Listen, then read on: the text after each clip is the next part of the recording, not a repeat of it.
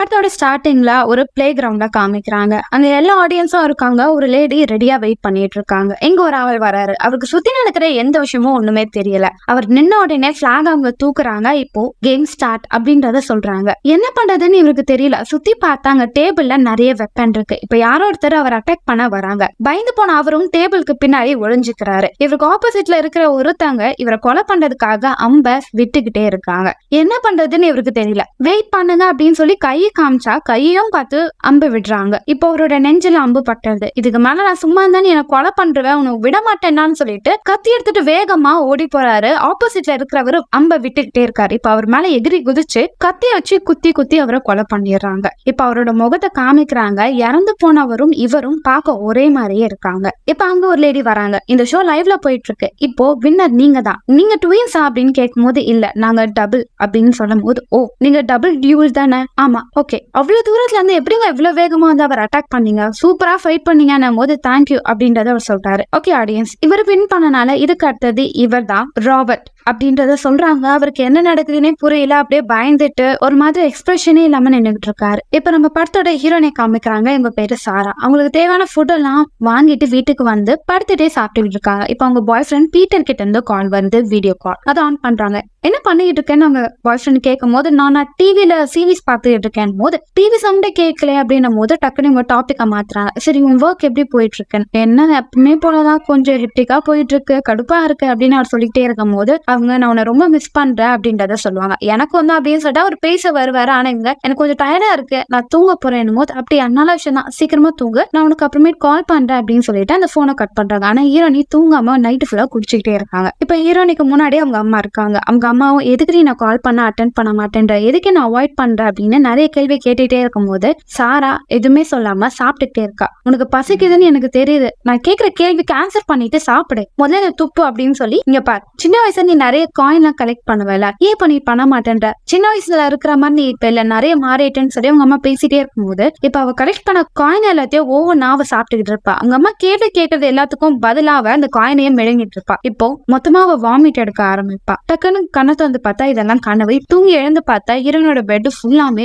ரத்தமா இருக்கும். அவங்க வாமிட் பண்ணிருப்பாங்க. நம்மளோட கண்டிஷன் கிரிட்டிக்கலா இருக்குன்னு சொல்லிட்டு ஹாஸ்பிட்டல் போவாங்க. அங்க ரிசப்ஷன்ல இருக்கிறவங்கள மேம் உங்களுக்கு எதாவது எமர்ஜென்சியா, நீங்க உடனே டாக்டர் பாக்கணுமா அப்படின்ற கேள்வி கேட்கும் போது இல்ல நான் ஓகே தான் அப்படின்றத சொல்லுவாங்க. ஆனா பேசிட்டே இருக்கும்போது டக்குன்னு ரத்த வாந்தி எடுக்க ஆரம்பிச்சிருவாங்க. இப்ப சாரவ டாக்டர் ஸ்டே பண்ண சொல்லுவாங்க. இப்ப உங்க பாய் ஃப்ரெண்டுக்கு நடந்த விஷயத்த சொல்லுவாங்க. நீங்க வரீங்களா, நான் கொஞ்சம் லோன்லியா இருக்கேன் போது இல்ல எனக்கு ப்ராஜெக்ட் போயிட்டு இருக்கு, என்னால வர முடியாது அப்படின்றத அவர் சொல்வாரு. லைட் வீடியோ கால் பேசிட்டே இருக்கும் போது அவங்க ரெண்டு பேரும் லவ் பண்றாங்க. ஆனா பேசும்போது ஒருத்தவங்க நிறைய விஷயத்த மறைக்கிற மாதிரியே தெரியும். சரி இன்னும் கொஞ்ச நேரம் பேசலாமே போது இல்ல நீ தூங்க, நாளைக்கு பேசிக்கலாம் அப்படின்னு சொல்லிட்டு அவர் கட் பண்ணிட்டு போயிடுவாரு. சாரா கொஞ்சம் அப்செட்டா இருக்கும். அப்படியே நைட்டு தூங்கிடுறாங்க. அடுத்த நாள் காலையில டாக்டர் சாரா கிட்ட ஒரு விஷயத்த சொல்லுவாங்க. உங்க ஃபேமிலி எல்லாம் கிட்டயும் இந்த விஷயத்த பத்தி நீங்க சொல்லணும். அப்படியா, என்னாச்சு?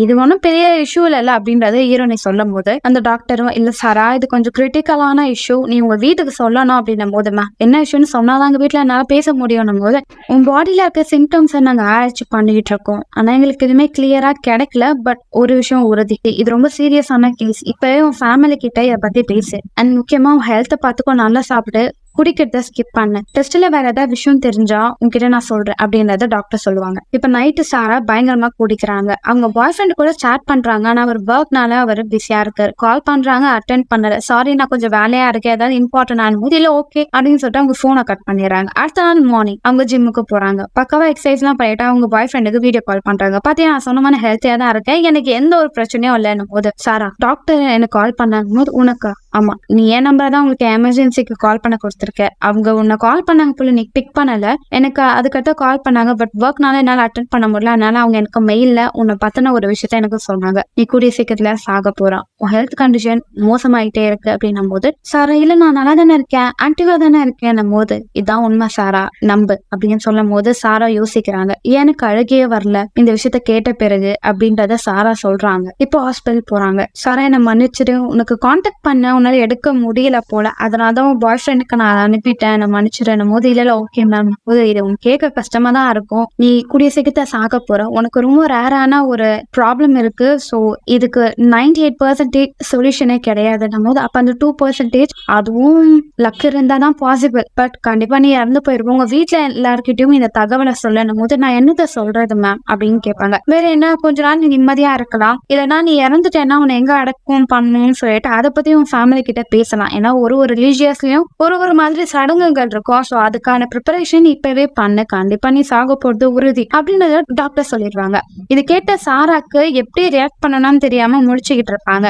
நீ ஏன் இதை ட்ரை பண்ணக்கூடாது அப்படின்னு சொல்லிட்டு அவகிட்ட ஒரு பேம்ப்ளெட் கொடுக்குறாங்க. அதுல ரீப்ளேஸ்மெண்ட் அப்படின்னு சொல்லியிருக்கு. சில பேர் இறந்து போறாங்கன்னா அவங்க ஃபேமிலிக்கு சப்போர்ட் தேவைன்னு சொல்லிட்டு இந்த ப்ராசஸ் பண்ணுவாங்க. ஸோ உனக்கு வேணும்னு இதை பண்ணலாம் அப்படின்றத அவங்க சொல்லும் போது ஹீரோயின் யோசிக்கிறாங்க, அது என்னன்னு சொல்லி செக் பண்றாங்க. அப்படி செக் பண்ணும்போது அவங்களுக்கு தெரிய வருது, இன்கேஸ் ஒரு ஃபேமிலியில யாராவது வாழ பிடிக்கல அண்ட் அவங்களுக்கு நிறைய ரெஸ்பான்சிபிலிட்டி இருக்குன்னா அவங்க இறந்து போறாங்கன்னா அவங்கள மாதிரியே ஒரு காப்பியை ரெடி பண்ணுவாங்க. அவங்க அந்த ஒரிஜினல் கூடயே கொஞ்ச நாள் இருப்பாங்க, அவங்கள மாதிரியே பிஹேவ் பண்ண ஆரம்பிப்பாங்க. அவங்க இறந்த பிறகு உங்க ஃபேமிலியில அந்த டூப்ளிகேட் காப்பி ஒரிஜினலாவே வாழ ஆரம்பிச்சிடும். சோ இதனால உங்க ஃபேமிலிக்கு நிறைய சப்போர்ட் கிடைக்கும் அண்ட் நீங்களும் கில்ட்டியா சாக தேவையில்லை அப்படின்ற மாதிரி ஒருத்தர் வீடியோல சொல்லிட்டு இருப்பாரு. இப்ப என் வாழ்க்கைய பாருங்க, என்னோட ஒரிஜினல் இறந்துட்டான், இப்ப அவனோட ஃபேமிலிய நான் தான் பாத்துக்கிட்டு இருக்கேன் அப்படின்றத அவரே சொல்லுவாரு. இது கேட்ட ஹீரோனிக்கு ஒரு வினோதமா இருக்கும். சரி நம்ம சாக போறோம், நம்ம அம்மாக்கு பாய் ஃப்ரெண்டுக்கு துணை யாராவது தேவையில்லை அப்படின்னு சொல்லிட்டு ஹீரோனியும் அந்த ரீப்ளேஸ்மெண்ட் ஆஃபீஸ்க்கு கால் பண்றாங்க. இப்ப கார் டிரைவ் பண்ணிட்டு அந்த இடத்துக்கு போறாங்க. இப்ப ஹீரோனி சாக போறேன்றது கன்ஃபார்மா தெரிஞ்சிட்டனால உங்களுக்கு பயங்கரமா கத்த தோணுது, அழுகுறாங்க, தேம்பி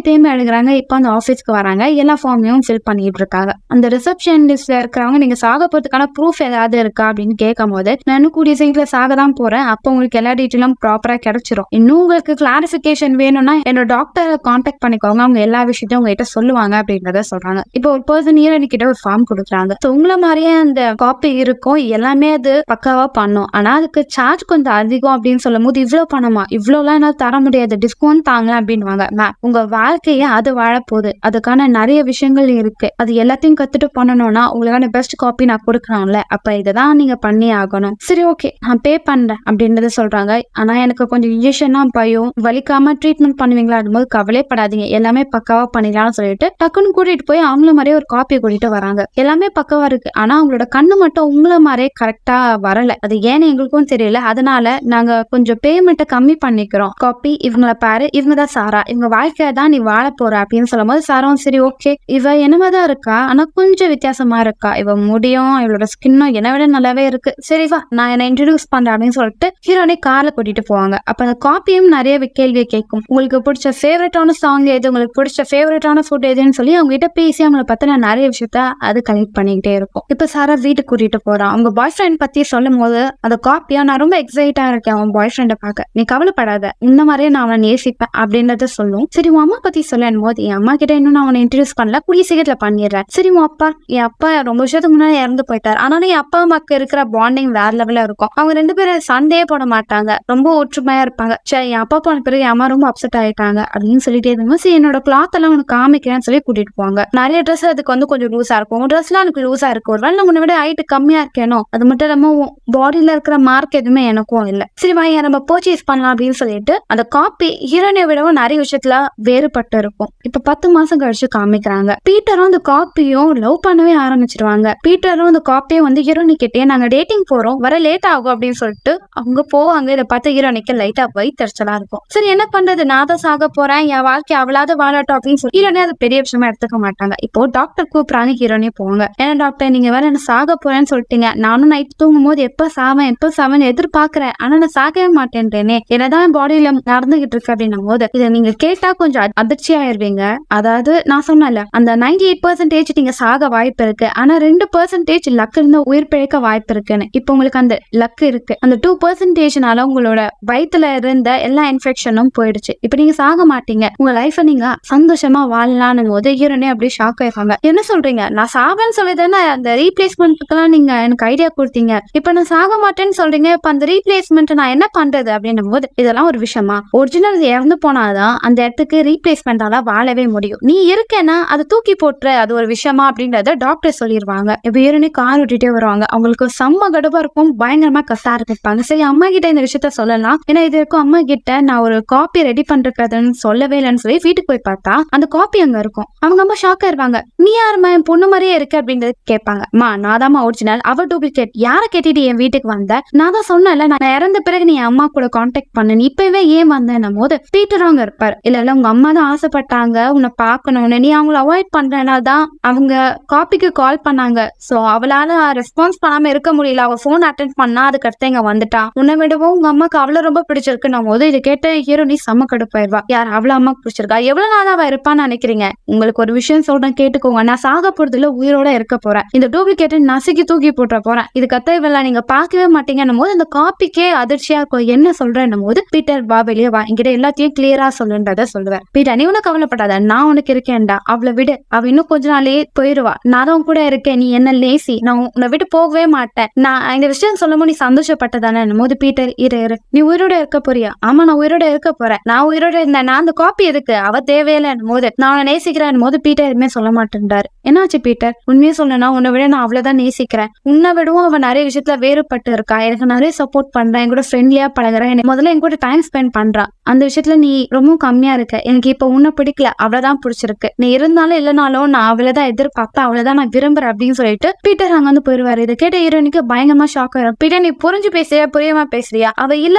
ஒரிஜினல் இல்ல, நான் தான், நான் எப்பவுமே உன்னை நேசிப்பேன் அப்படின்னும் போது டக்குன்னு கதவை லாக் பண்ணிடுறாங்க. இருங்க எவ்வளவு தைரியம் இருந்தா என் வீட்லயே என்ன வெளியே தள்ளி நீங்க கதவை சாத்துவீங்க, அம்மா கதவை தோறமா அப்படின்னு சொல்லிட்டு ஹீரோனி கத்துறாங்க. ஆனா ஸ்கிரீன் எல்லாமே மூடிடுறாங்க. அந்த டூப்ளிகேட் தானே இதெல்லாம் பண்றா, அவளுக்கு இருக்கு அப்படின்னு சொல்லிட்டு ஹீரோனி அந்த இடத்த விட்டு வேகமா வந்துடுறாங்க. இப்ப ஹீரோனிக்கு ஒரு லாயர் கிட்ட இருந்து கால் வருது, உங்களோட காப்பி உங்க மேல ஒரு கேஸ் போட்டிருக்காங்க போது என்ன சொல்றீங்க, அவங்களுக்கும் சட்டப்படி வாழ உரிமை இருக்குன்றது, இதை பத்தி உங்களுக்கு டீட்டெயிலா இன்ஃபர்மேஷன் தேவைன்னா என்ன வந்து சந்திங்க அப்படின்றத அவங்க சொல்லுவாங்க. இப்ப ஹீரோனி அந்த லாயர் கிட்ட எப்படி அவங்களால இருக்க முடியும் நீங்க சொன்னீங்க, நான் உயிரோட இருந்தா அவ இருக்க கூடாதுல அப்படின்னும் போது இங்க பாருங்க, நீங்க அவளை எப்படி ப்ரிப்பேர் பண்ணீங்க, நீங்க சாக போறோம்னு சொல்லிதான் அந்த காப்பியை ரெடி பண்ணீங்க, நீங்க சாக மாட்டேன்றது லாஸ்ட் பிளான் தான், இப்ப அவளை உடனே நம்மளால ரிமூவ் பண்ண முடியாது, அதுக்கு ஒரே ஒரு பாசிபிலிட்டி தான் இருக்கு, என்னது ஒரு கேம், அந்த கேம்ல லைவா நீங்க 2 பேரும் அடிச்சுட்டு சாகணும், அதுல யார் லாஸ்ட் உயிரோட இருக்காங்களோ அவங்க சாரோட வாழ்க்கைய வாழலாம் அப்படின்னு சொல்லும் போது என்னது இது ஒரு ஆப்ஷன் தானா, இதுதான் ஆப்ஷன், நீங்க பார்த்தது இல்ல டிவில கூட இப்ப அந்த வீடியோ ஃபேமஸா போயிட்டு இருக்கேன் போது எனக்கு வயலன்ஸ் எல்லாம் பிடிக்காது, ஆனா நீங்க அதை பார்த்துதான் ஆகணும், ஏன்னா இப்போ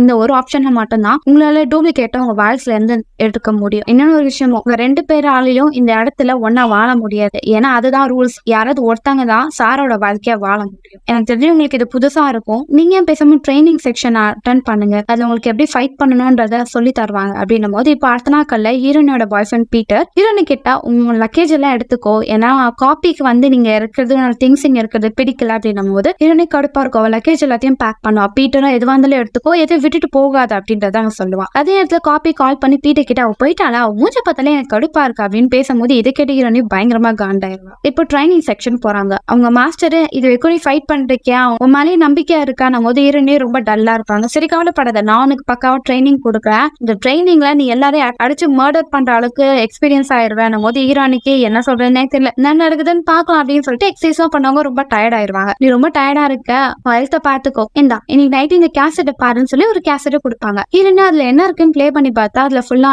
ரொம்ப ரத்த கலவையா இருக்கும் அந்த படமே. அடுத்த காலையில கேசட் எடுத்து வந்து ட்ரெயினர் கிட்ட கொடுக்குறாங்க, இதை எனக்கு கொடுத்தீங்கன்னு போது இதை பார்த்தா நீ இன்னும் இன்ஸ்பயர் ஆக, அதனால நான் இதை கொடுத்தேன், படம் சுமாரா தான் இருக்கும் ஆனா வயலன்ஸ் அதிகமா இருக்கும், சரி நம்ம ட்ரைனிங் ஆரம்பிக்கலாமா அப்படின்னு சொல்லிட்டு இப்போ வெப்பனை பத்தி எல்லாம் எக்ஸ்பிளைன் பண்ணுவாரு. கன்னை வந்து எடுத்து நீ பக்கவா ஷூட் பண்ணிடலாம், ஆனா கன்ல புல்லட் இல்லைன்னா நீ மாட்டிப்ப, இந்த கத்தி குட்டியா இருக்கும், நீ கிட்ட போனாதான் அவங்கள அட்டாக் பண்ண முடியும், இன்கேஸ் நீ போறதுக்கு முன்னாடி அவங்க அட்டாக் பண்ண கூட வாய்ப்பு இருக்குன்னு சொல்லி ஒரு வெப்பனை வச்சு எப்படி மர்டர் பண்ணு சொல்லி எல்லாத்தையும் சொல்லிட்டு இருப்பாங்க. இப்போ ஒரு டெஸ்ட் வைப்பாங்க, ஒரு ஆள் இறந்து போயிருப்பாங்க, அவங்க போட்டோஸ் எல்லாம் வச்சு இவங்க எந்த முறையில் இறந்து போயிருப்பாங்க போது ஹீரோனி பக்காவா ட்ரெயின் ஆயிருப்பாங்க. முன்ன விட இப்ப நீ நல்லா ட்ரெயின் ஆயிட்ட, ஆனா நீ இங்க மட்டும் பிராக்டிஸ் பண்ணா போதாது, நீ வீட்டுல இருக்கும் போதும் பக்காவா ட்ரெயின் பண்ணுவோம், ஹெல்த்தை பாத்துக்கோ, ஃபிட்னஸ் ஆயிரு அப்படின்னு சொல்லும் போது ஹீரோனி அடுத்த நாள் வந்து ஜிம் போவாங்க, டான்ஸ் கிளாஸ் போவாங்க, வீட்டுல இருக்கும் போது பிராக்டிஸ் எல்லாம் பண்ணிட்டு இருப்பாங்க. இப்ப அவங்க அம்மாவும் பீட்டரும் ஹீரோனியோட கிரெடிட் கார்டையே பிளாக் பண்ணிருப்பாங்க, அதனால அவங்களுக்கு பணம் போதிய அளவுல இருக்காது. உடனே உங்க மாஸ்டர் உனக்கு பணம் கம்மியா இருந்தா அடிஷனல் ஒர்க் பண்ணு, அது மூலியமா உனக்கு பணம் கிடைக்கும்ல அப்படின்னு சொல்லிட்டு இருப்பாரு. ஹீரோனி ஒரு ஷாப்புக்கு போறாங்க. ஹீரோனிக்கும் தான் உயிரோட இருப்பேனால அந்த டூப்ளிகேட் உயிரோட இருக்குமான்னு தெரியல, பட் யார் இறந்தாலும்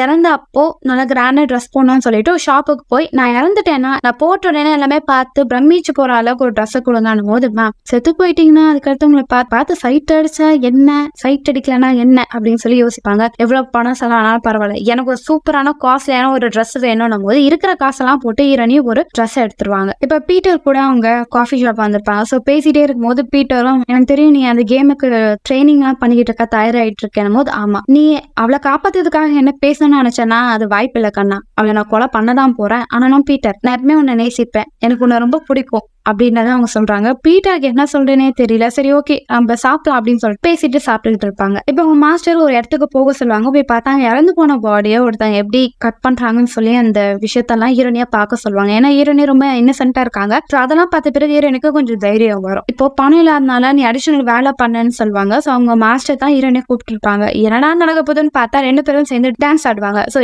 இதனால அவங்க மாஸ்டருக்கும் கொஞ்சம் ஹாப்பியா இருக்கும் அண்ட் ஆக்டிவா இருக்கிற மாதிரி ஃபீல் ஆகும். ஒரு பக்கம் ஹீரோனிக்கும் இதனால பணமும் கிடைக்கும், பாடியும் நல்லா ஃபிட்டா இருக்கும். இப்ப அடுத்த நாள் காலையில ஹீரோனியோட கோச்சும் ஒரு நாயை கூட்டிட்டு வருவாரு. இந்த நாயை பார்த்தீங்கன்னா கோச் உங்ககிட்ட டாக்லாம் இருக்கா, இது என்னோட தாத்தாவோட டாக், இது ரொம்ப வயசாயிடுச்சு, இப்போ எனக்கு நீ ஒரு ஹெல்ப் பண்ணணும், இந்த ஹெல்ப் ஒன்னால்தான் பண்ண முடியும் போது என்ன கோச் இந்த டாக் நீ தான் கொலை பண்ணணும் போது கோச் கண்டிப்பா பண்ண முடியாது, நீ பண்ணிதான் ஆகணும், ஏன்னா இது வலிய தாங்கிட்டு இருக்கு, இந்த நரக வேதனை இதுக்கு பிடிக்கல, இது சாகணும், நீ தான் அதுக்கு ஹெல்ப் பண்ணணும் போது ஹீரோனி யோசிப்பாங்க. உன்னாதான் பண்ண முடியணும் ஹீரோனி இல்ல என்னால பண்ண முடியாது அப்படின்வாங்க. இப்ப ஜன்னல பார்த்தா அவளோட காப்பி இவளையே செக் பண்ணிட்டு இருக்கோம். ஹீரோனிக்கு செம்மக்கும் வந்துடும். அந்த கண்ணாடியை பார்த்தா அம்பு விட்டுருவாங்க. இப்ப டக்குன்னு யாரும் கத்துற சவுண்ட் கேட்க வெளியே போய் பார்த்தா அந்த காப்பி ஓடி போயிருப்பா. நாங்க அந்த நாயோட கண்ணுல அந்த அம்பு போய் குத்திரும். அதை பார்த்தாங்க அந்த மக்கள் எல்லாம் கத்த ஆரம்பிப்பாங்க. ஹீரோனியும் வேகமா அந்த காப்பியை தேடி ஓட ஆரம்பிப்பாங்க. ரொம்ப தூரம் ஓடுவாங்க. அந்த காப்பிங்களை பார்த்து பயந்துட்டு ஓடிட்டே இருக்கும். இப்போ 2 பசங்க ஊஞ்சல் ஆடிக்கிட்டு இருப்பாங்க. அவங்க கிட்ட இந்த மாதிரியே ஒருத்தைய பாத்தியான போது ஓ அவங்களோட சிஸ்டரா, நாங்களும் அக்கா தங்கச்சி தான், உங்க சிஸ்டர் எங்க இருக்காங்கன்னு தெரியும்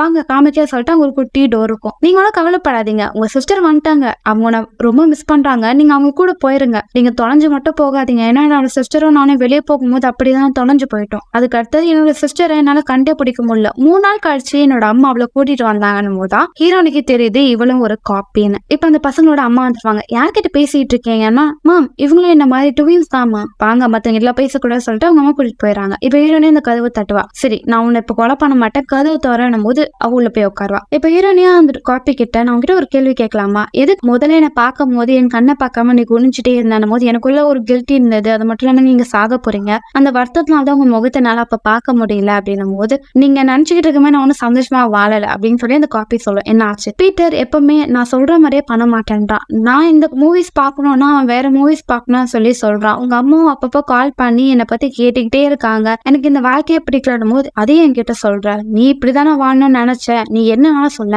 நான் உன்னை கொல்லாம விட மாட்டேன், அந்த கேம் நடக்கதான் போகுதுன்னும் போது சரி இருங்க நான் உங்களை ஒரு இடத்த கூட்டிட்டு போறேன்னு சொல்லி காப்பி ஒரு இடத்த கூட்டிட்டு போவோம். அது கவுன்சிலிங் மாதிரி இருக்கும். அதாவது ஹீரோனி ட்ரைனிங் போற மாதிரி இந்த காப்பியும் ஃபைட்டுக்காக இந்த கவுன்சிலிங்க்கு வந்திருக்கும். ஸோ அங்க இருக்கிறவங்க எல்லாம் என்ன சொல்லுவாங்கன்னா நிறைய பேர் காப்பி தான், அந்த காப்பீஸ் எல்லாமே ஒரிஜினல் இறந்த பிறகு நாங்க ரொம்ப சஃபர் ஆனோம், அவங்க போயிட்டாங்க, உங்க வாழ்க்கையை நான் முழுசா எடுத்துக்கலாம்னு நினைச்சேன், ஆனா நைட் எல்லாம் தூங்க முடியல, அவங்க வாழ்ந்த வாழ்க்கையை நான் பிடுங்கிட்டேன்னு சொல்லிட்டு எனக்குள்ள ஒரு கில்ட்டி இருக்கும்னு சொல்லி பேசிட்டே இருப்பாங்க. இதெல்லாம் கிட்ட ஹீரோனி கடுப்பாயிருவா. ஓ என்ன இங்க எது கூட்டிட்டு வந்தேன்னு எனக்கு இப்ப தெரியுது, இப்பெல்லாம் பேசி நான் மயக்கி அந்த ஃபைட் நடக்காம இருக்கதானே இதெல்லாம் நீ பண்றேன்னு போது அப்பெல்லாம் இல்லைன்னு போது அங்க அந்த கோச்சோ இருங்க எனக்கு உங்க எல்லாருக்கும் நான் ஒரு பேப்பர் தரேன், அந்த பேப்பர்ல அவங்களுக்கு எழுத வராத கையால உங்க காப்பியை பத்தியோ உங்க ஒரிஜினல் பத்தி எழுதுங்கன்னு நிறைய பேர் எழுதுவாங்க. அந்த நிறைய பேர் அவங்க நான் ரொம்ப மிஸ் பண்றேன், இந்த உலகத்தை எங்களுக்கு காமிச்சவங்களே அவங்கதான் அப்படின்னு சொல்லி ரொம்ப எமோஷனலா எழுதியிருப்பாங்க. இப்ப அந்த கவுன்சிலிங் எல்லாம் முடிச்ச பிறகு ஹீரோனியும் வெளியே வராங்க. ஹீரோனியா இங்க பாரு இப்பெல்லாம் கூட்டிட்டு வந்து என்னெல்லாம் உன்னால பிரெயின் வாஷ் பண்ண முடியாது, நான் உன்னை கொள்ள தாண்டி போறேன்னு அந்த காப்பியும் நான் மட்டும் என்ன சும்மாவா,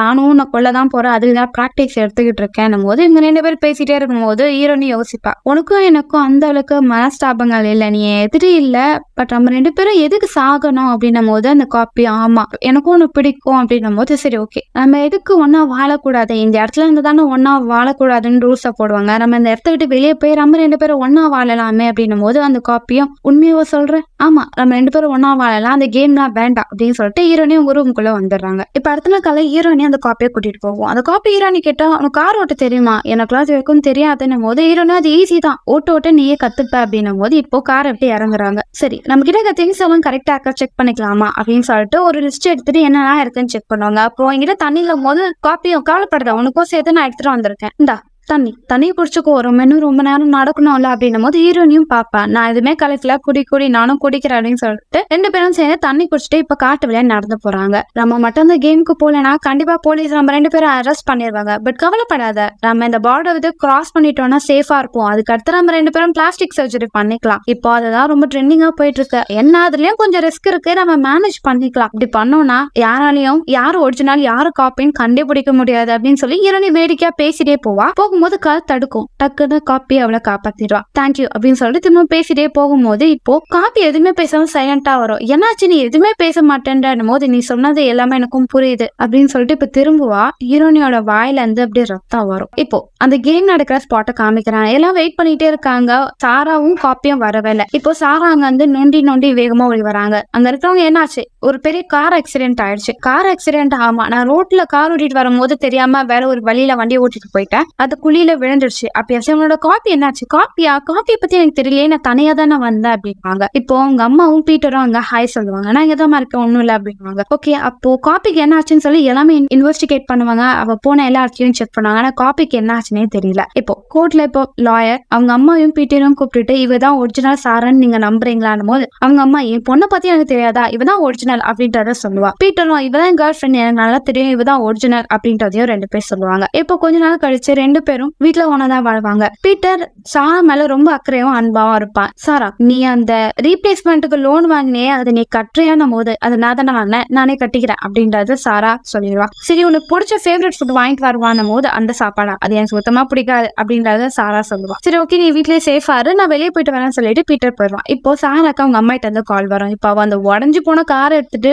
டிரைவ் பண்ணிட்டே வெளியே போவா. அப்ப அவங்க அம்மாவும் கவலைப்படாதமா, அவங்க கூடயே இருக்கேன், நான் உன்னை விட்டு போக மாட்டேன்னு சொல்லி ரொம்ப அன்பா அக்கறையா அவங்க கிட்ட பேசிட்டே வருவாங்க. இதெல்லாம் சாரா கேட்டுட்டே இருப்பா. இப்போ டக்குன்னு தேம்பி அழக ஆரம்பிக்கிறா. இதோட இந்த படத்தை முடிக்கிறாங்க. படத்தோட எண்டில ஒரு ட்விஸ்ட் என்னன்னா, இவ ஒரிஜினலே கிடையாது, இவ காப்பி. ஒரிஜினலை இவ கொலை பண்ணிட்டு ஒரிஜினல் மாதிரியே நடிச்சுட்டு தான் அவ வெளியே வருவா. லாஸ்ட் சீன்ல எதுக்கு இந்த காப்பி அழுகுதுன்னா, இவ்வளவு நேரம் அன்பா அக்கறையா பீட்டரும் அவங்க அம்மாவும் இவ காப்பின்னு தெரிஞ்சு அன்பா பாத்துப்பாங்க. ஆனா காப்பி இறந்த பிறகு அவங்க 2 பேருக்கும் எமோஷனலே இருக்காது. அவ இறந்துட்டாலே பரவாயில்ல, ஒரிஜினல் இருக்குன்னு சொல்லி ஒரிஜினல் மேல ரொம்ப அன்பா இருப்பாங்க. அதனாலதான் இப்ப காப்பிக்கே டவுட் வரும். இவங்களுக்காக தானே நம்ம சாராவே கொலை பண்ணோம், அவ என் மேல ரொம்ப அன்பா தானே இருந்தா, நான் தப்பு பண்ணிட்டேன்னு சொல்லி திருப்தியில தான் வாழ ஆரம்பிப்பா. சோ அவ்வளவுதான் மக்களே, படம் உங்களுக்கு பிடிச்சிருக்கும் நினைக்கிறேன். அடுத்த ஒரு விறுவிறுப்பான சுவாரஸ்யமான படத்தை நான் உங்களை சந்திக்கு வரேன். Until then, bye bye.